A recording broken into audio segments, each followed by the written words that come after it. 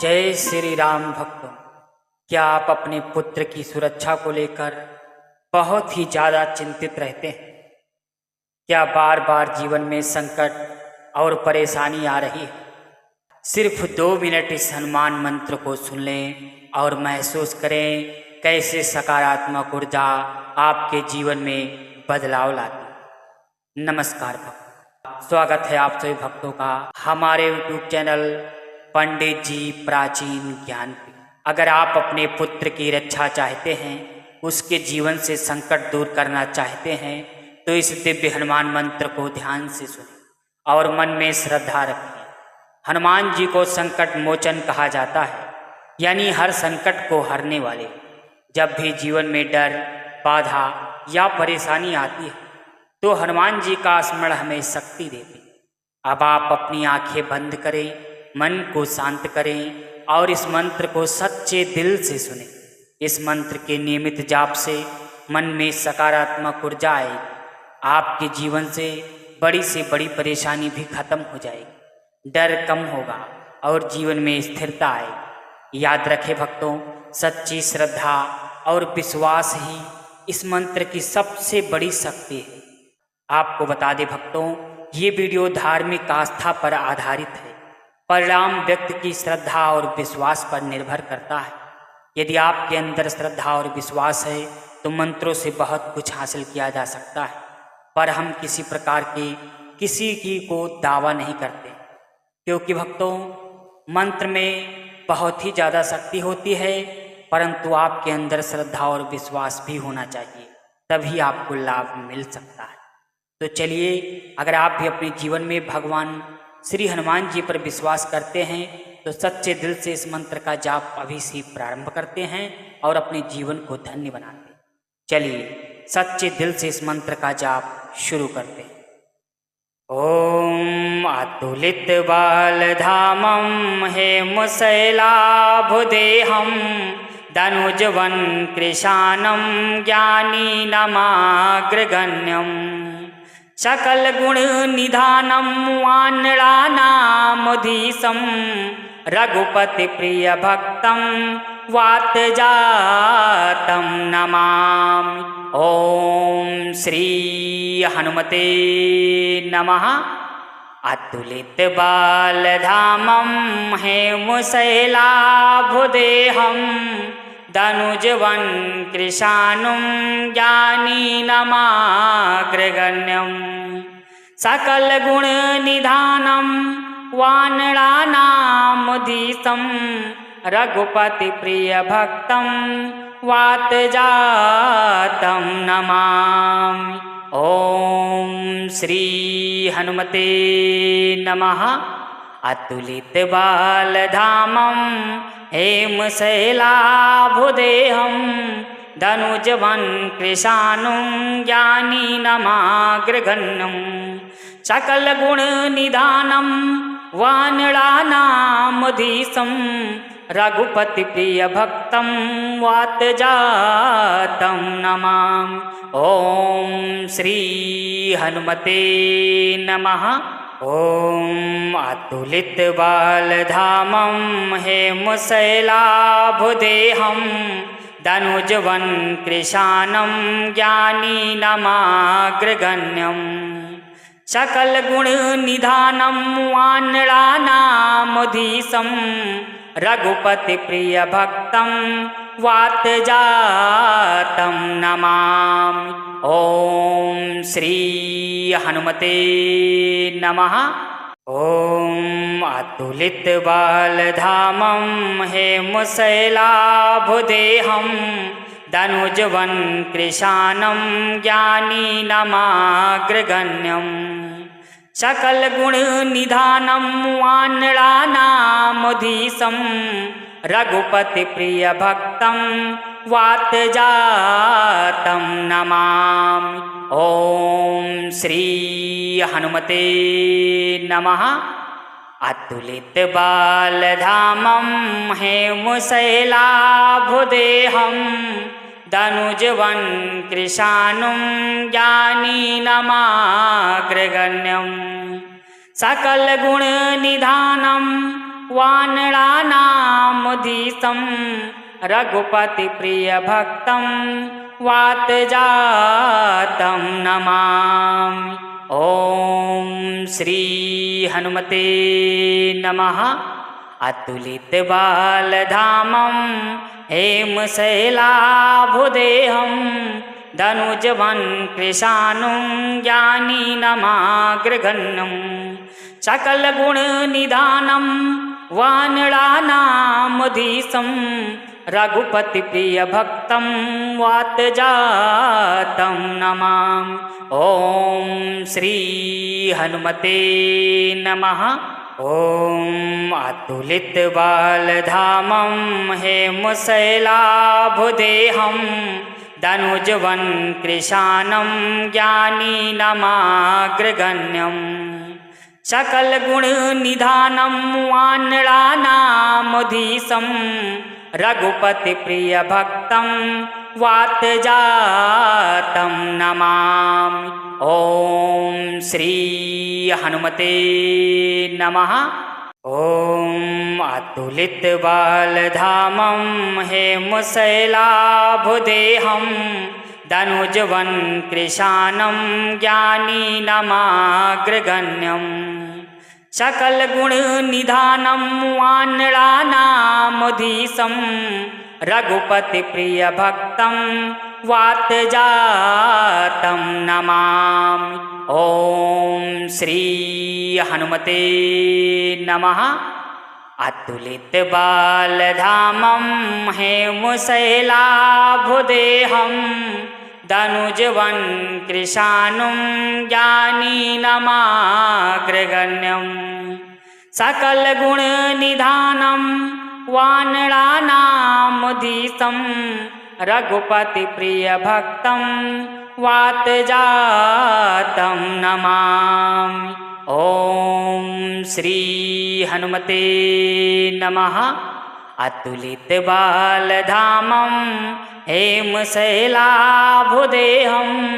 धनुजवन् कृशानुं ज्ञानीनमाग्रगण्यं सकलगुणनिधानं वानराणामधीशं रघुपतिप्रियभक्तं वातजातं नमामि। ॐ श्री हनुमते नमः। ॐ अतुलितबालधामं हेमशैलाभुदेहं धनुजवन् कृशानं ज्ञानीनमाग्रगण्यं सकलगुणनिधानं वानराणामधीशं रघुपतिप्रियभक्तं वातजातं नमामि। ॐ श्री हनुमते नमः।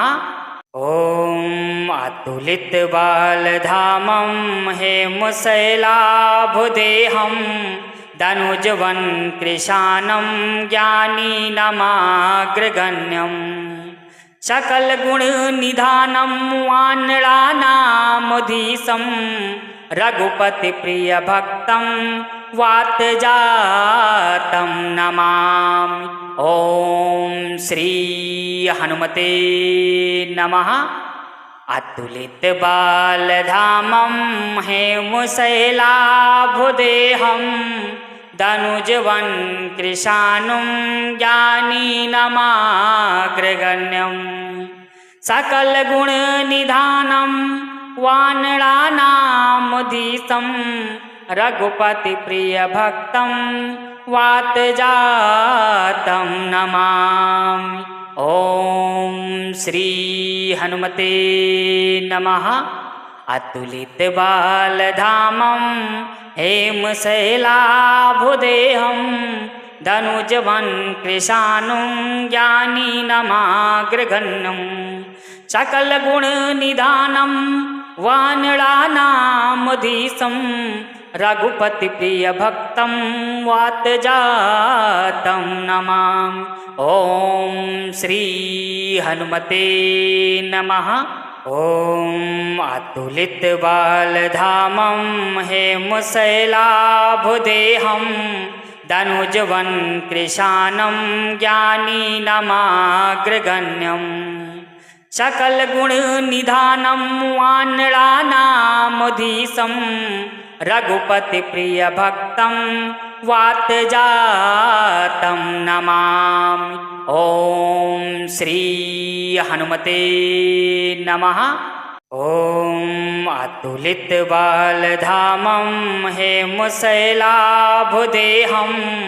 दनुजवन कृशानं ज्ञानीनमाग्रगण्यं सकलगुणनिधानं वानराणामधीशं रघुपतिप्रियभक्तं वातजातं नमामि। ॐ श्री हनुमते नमः। अतुलित बालधामं हेमशैलाभुदेहं दनुजवन कृशानं ज्ञानीनमाग्रगण्यं सकलगुणनिधानं वानराणामधीशं रघुपतिप्रियभक्तं वातजातं नमामि। ॐ श्री हनुमते नमः। अतुलित बालधामं हेमशैलाभुदेहं दनुजवन कृशानं ज्ञानीनमाग्रगण्यं सकलगुणनिधानं वानराणामधीशं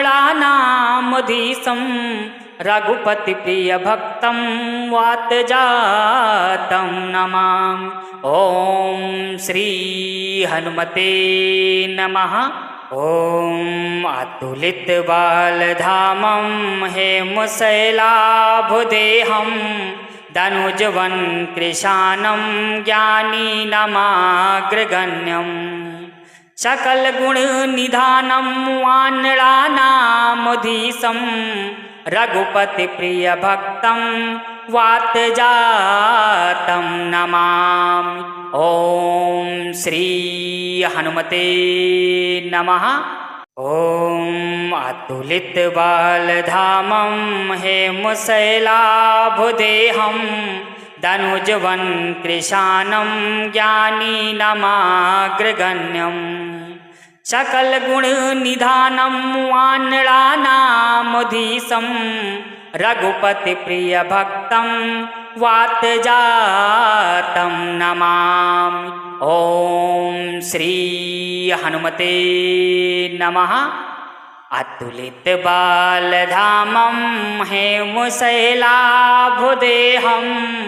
दनुजवन कृशानं ज्ञानीनमाग्रगण्यं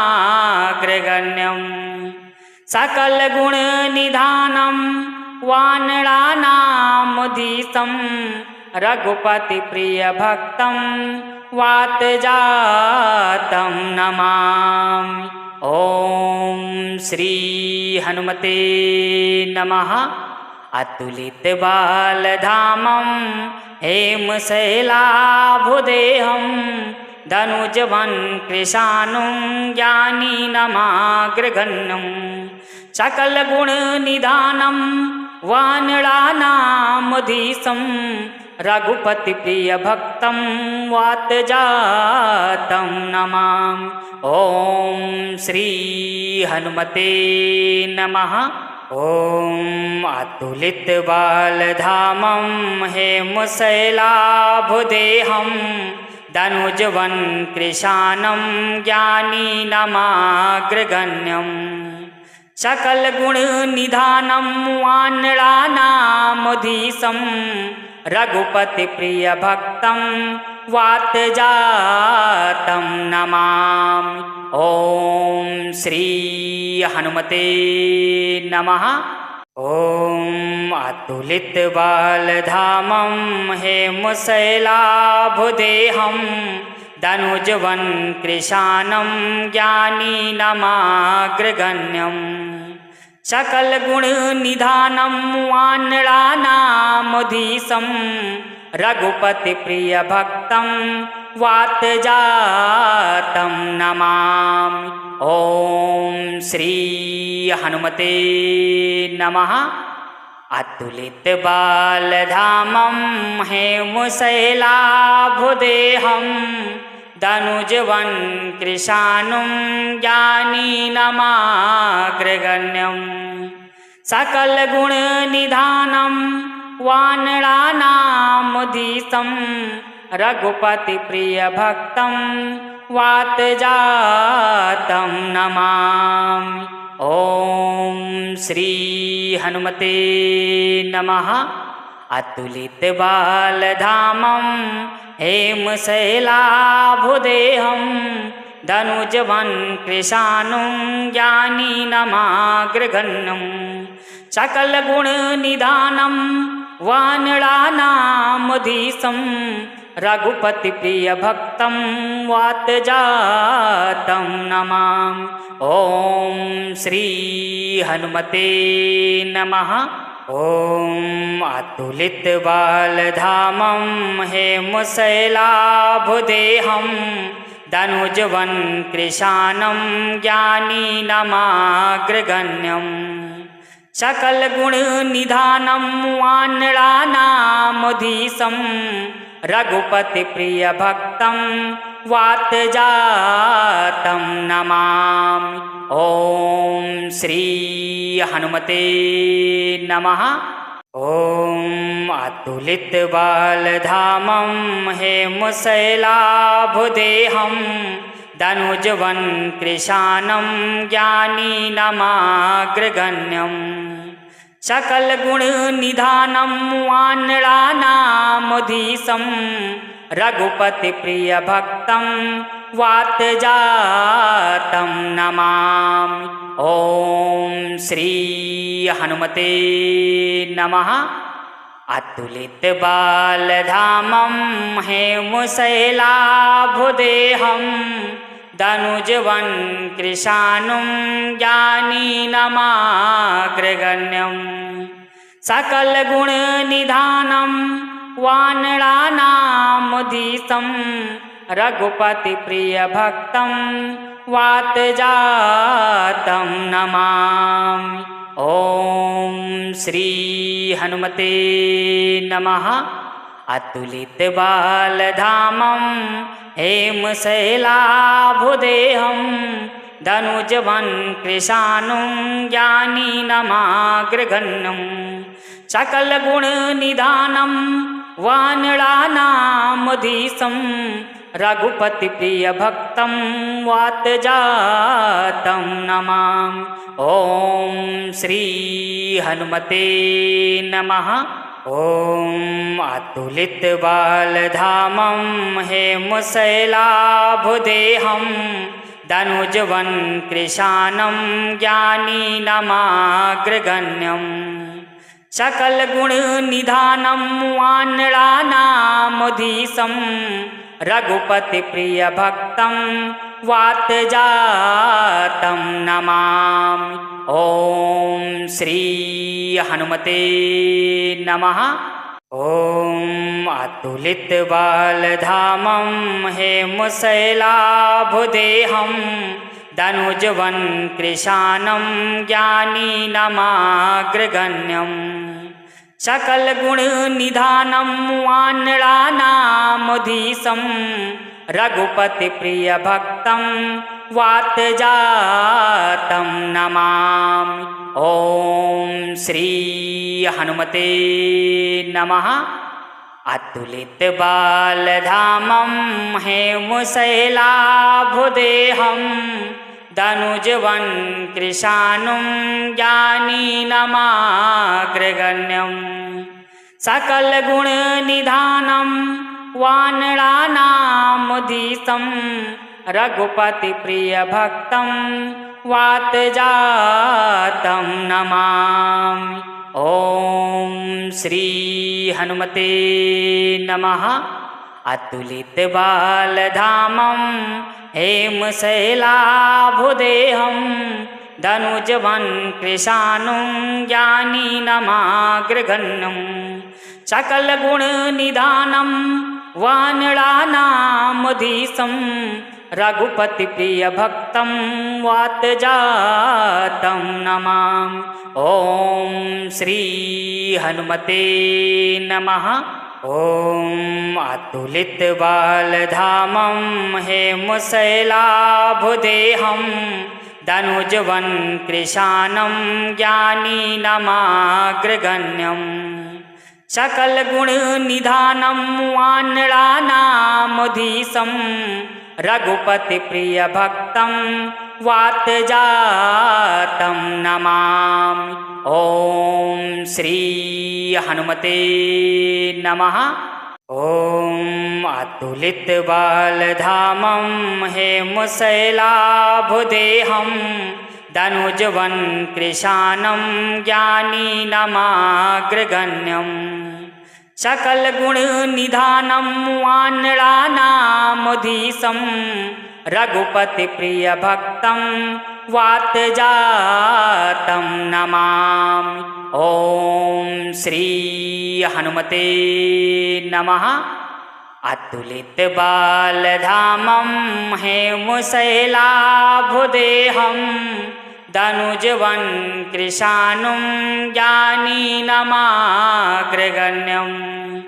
सकल गुण निधानं वानराणामधीशं रघुपति प्रिय भक्तं वातजातं नमामि। ओम श्री हनुमते नमः। अतुलित बालधामं हेमशैलाभुदेहं धनुजवन कृशानं ज्ञानीनमाग्रगण्यं सकल गुण निधानं वानराणामधीशं रघुपति प्रिय भक्तं वातजातं नमामि। ओम श्री हनुमते नमः। ओम अतुलित बालधामं हेमशैलाभुदेहं धनुजवन कृशानं ज्ञानीनमाग्रगण्यं सकल गुण निधानं वानराणामधीशं रघुपति प्रिय भक्तं वातजातं नमामि। ओम श्री हनुमते नमः। ओम अतुलित बालधामं हेमशैलाभुदेहं धनुजवन कृशानं ज्ञानीनमाग्रगण्यं सकल गुण निधानं वानराणामधीशं रघुपति प्रिय भक्तं वातजातं नमामि। ओम श्री हनुमते नमः। अतुलित बालधामं हेमशैलाभुदेहं धनुजवन कृशानं ज्ञानीनमाग्रगण्यं सकल गुण निधानं वानराणामधीशं रघुपति प्रिय भक्तं वातजातं नमामि। ओम श्री हनुमते नमः। अतुलित बालधामं हेमशैलाभुदेहं धनुजवन कृशानं ज्ञानीनमाग्रगण्यं सकल गुण निधानं वानराणामधीशं रघुपति प्रिय भक्तं वातजातं नमामि। ओम श्री हनुमते नमः। ओम अतुलित बालधामं हेमशैलाभुदेहं धनुजवन कृशानं ज्ञानीनमाग्रगण्यं सकल गुण निधानं वानराणामधीशं रघुपति प्रिय भक्तं वातजातं नमामि। ओम श्री हनुमते नमः। ओम अतुलित बालधामं हेमशैलाभुदेहं धनुजवन कृशानं ज्ञानीनमाग्रगण्यं सकलगुणनिधानं वानराणामधीशं रघुपतिप्रियभक्तं वातजातं नमामि। ॐ श्री हनुमते नमः। अतुलितबालधामं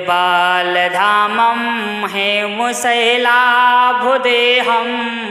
धनुजवन् कृशानुं ज्ञानिनमाग्रगण्यं सकलगुणनिधानं वानराणामधीशं रघुपतिप्रियभक्तं वातजातं नमामि।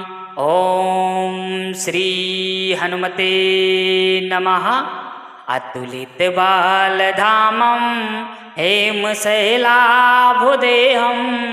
धनुजवन् कृशानुं ज्ञानिनमाग्रगण्यं सकलगुणनिधानं वानराणामधीशं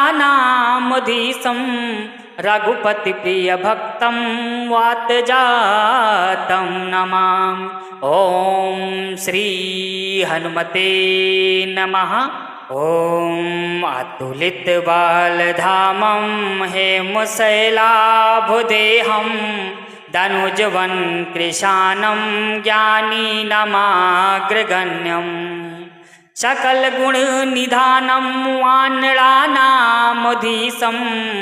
रघुपतिप्रियभक्तं वातजातं नमामि। ॐ श्री हनुमते नमः।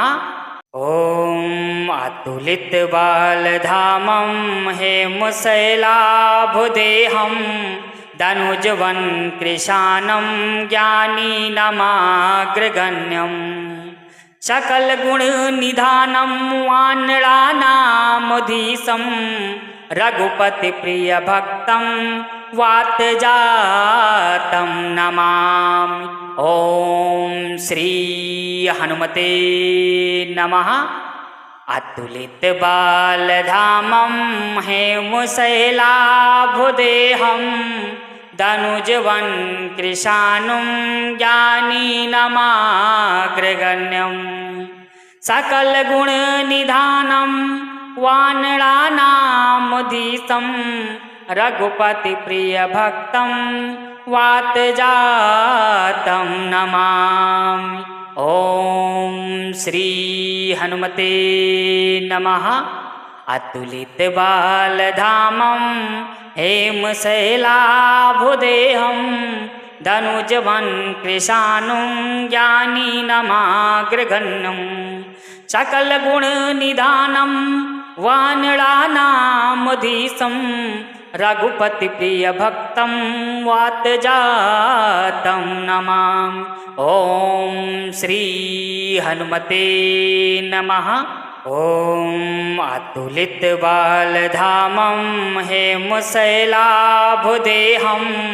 धनुजवन् कृशानं ज्ञानिनमाग्रगण्यं सकलगुणनिधानं वानराणामधीशं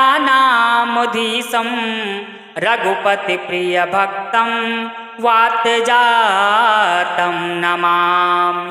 ॐ श्री हनुमते नमः। ॐ अतुलितबालधामं हेमशैलाभुदेहं धनुजवन् कृशानं ज्ञानिनमाग्रगण्यं सकलगुणनिधानं वानराणामधीशं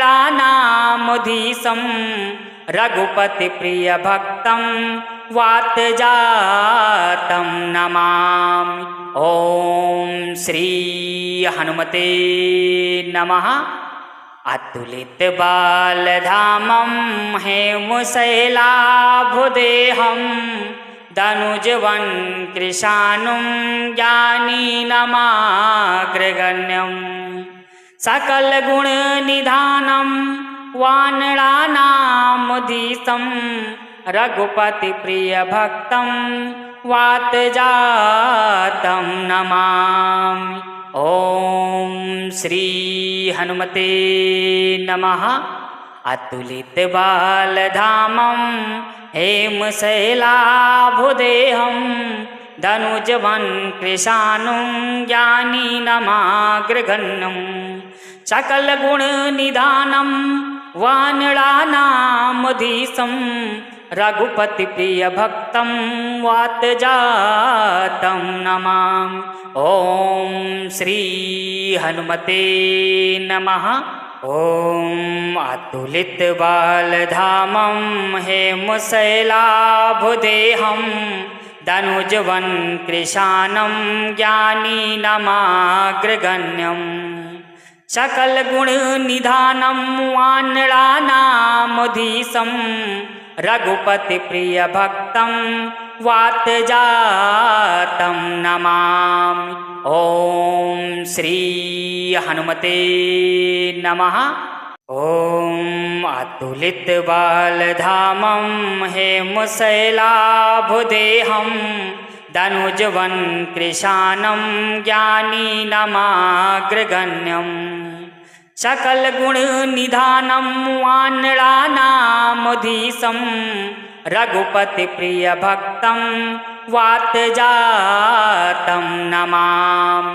ॐ श्री हनुमते नमः। अतुलितबालधामं हेमशैलाभुदेहं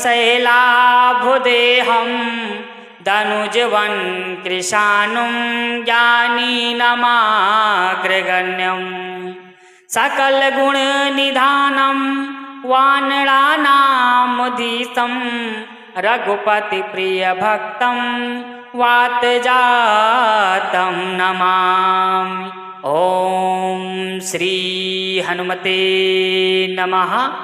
अतुलितबालधामं हेमशैलाभुदेहं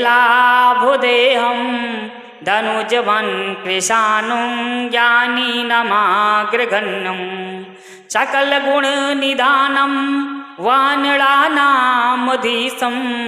रघुपतिप्रियभक्तं वातजातं नमामि। ॐ श्री हनुमते नमः। ॐ अतुलितबालधामं हेमशैलाभुदेहं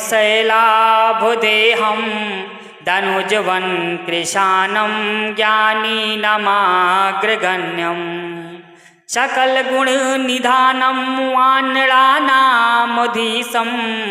रघुपतिप्रियभक्तं वातजातं नमामि। ॐ श्री हनुमते नमः। ॐ अतुलितबालधामं हेमशैलाभुदेहं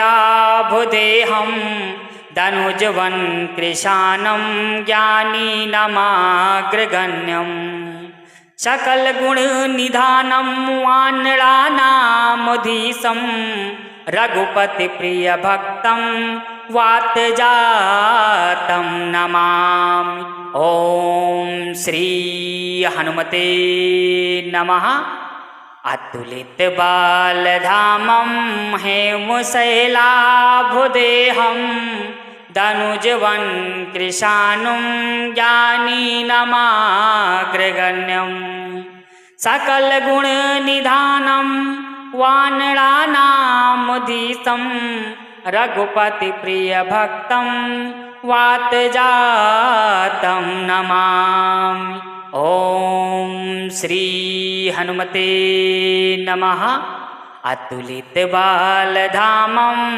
हेमशैलाभुदेहं धनुजवन् कृशानुं ज्ञानीनमाग्रगण्यं सकलगुणनिधानं वानराणामधीशं रघुपतिप्रियभक्तं वातजातं नमामि। ॐ श्री हनुमते नमः। ॐ अतुलितबालधामं हेमशैलाभुदेहं धनुजवन् कृशानं ज्ञानीनमाग्रगण्यं सकलगुणनिधानं वानराणामधीशं रघुपतिप्रियभक्तं वातजातं नमामि। ॐ श्री हनुमते नमः। ॐ अतुलितबालधामं हेमशैलाभुदेहं दनुजवन् कृशानं ज्ञानीनमाग्रगण्यं सकलगुणनिधानं वानराणामधीशं रघुपतिप्रियभक्तं वातजातं नमामि। ॐ श्री हनुमते नमः। अतुलितबालधामं हेमशैलाभुदेहं दनुजवन् कृशानुं ज्ञानीनमाग्रगण्यं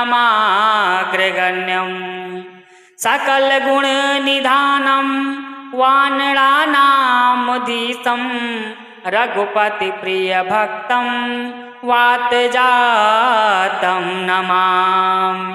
ॐ श्री हनुमते नमः। अतुलितबालधामं हेमशैलाभुदेहं दनुजवन् कृशानुं ज्ञानीनमाग्रगण्यं सकलगुणनिधानं वानराणामधीशं रघुपतिप्रियभक्तं वातजातं नमामि। ॐ श्री हनुमते नमः। ॐ अतुलितबालधामं हेमशैलाभुदेहं दनुजवन् कृशानं ज्ञानीनमाग्रगण्यं सकलगुणनिधानं वानराणामधीशं रघुपतिप्रियभक्तं वातजातं नमामि। ॐ श्री हनुमते नमः। ॐ अतुलितबालधामं हेमशैलाभुदेहं दनुजवन् कृशानं ज्ञानीनमाग्रगण्यं सकलगुणनिधानं वानराणामधीशं रघुपतिप्रियभक्तं वातजातं नमामि। ॐ श्री हनुमते नमः। अतुलितबालधामं हेमशैलाभुदेहं दनुजवन् कृशानुं ज्ञानीनमाग्रगण्यं सकलगुणनिधानं वानराणामधीशं रघुपतिप्रियभक्तं वातजातं नमामि। ॐ श्री हनुमते नमः। अतुलितबालधामं हेमशैलाभुदेहं दनुजवन् कृशानुं ज्ञानीनमाग्रगण्यं सकलगुणनिधानं वानराणामधीशं रघुपतिप्रियभक्तं वातजातं नमामि। ॐ श्री हनुमते नमः। ॐ अतुलितबालधामं हेमशैलाभुदेहं दनुजवन् कृशानं ज्ञानीनमाग्रगण्यं सकलगुणनिधानं वानराणामधीशं रघुपतिप्रियभक्तं वातजातं नमामि। ॐ श्री हनुमते नमः। ॐ अतुलितबालधामं हेमशैलाभुदेहं दनुजवन् कृशानं ज्ञानीनमाग्रगण्यं सकलगुणनिधानं वानराणामधीशं रघुपतिप्रियभक्तं वातजातं नमामि। ॐ श्री हनुमते नमः। अतुलितबालधामं हेमशैलाभुदेहं दनुजवन् कृशानुं ज्ञानीनमाग्रगण्यं सकलगुणनिधानं वानराणामधीशं रघुपतिप्रियभक्तं वातजातं नमामि।